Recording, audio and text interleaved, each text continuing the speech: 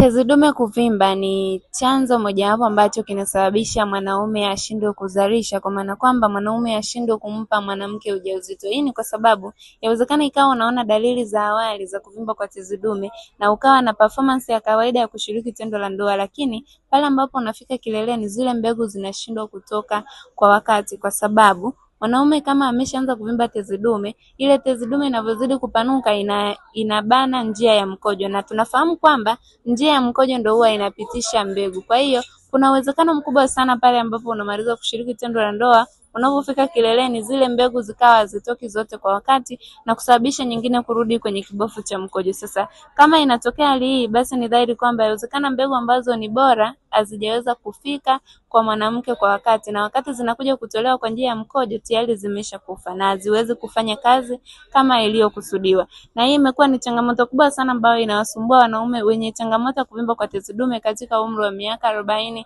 mpaka 48. Sasa endapo wewe ni miongoni mwa wanaume ambao wanasumbuliwa na changamoto ya kuvimba kwa tezi dume na umeshaona dalili za awali kama matatizo ya mkojo, unaweza kuchukua hatua leo. Na kizuri ni kwamba Anti-Afya Imara tunawasaidia wanaume kutibia changamoto ambazo zinaathiri mfumo wa uzazi. Chukua hatua leo, tupo tayari kukusaidia. Usisahau kufollow akaunti endapo ni mara yako ya kwanza, ili kupata madarasa ambayo huwa yanatolewa kila siku kuhusu afya, lakini kumbuka kulike na kushare na wanaume wengine ili na wao wapate taarifa waweze kuchukua hatua.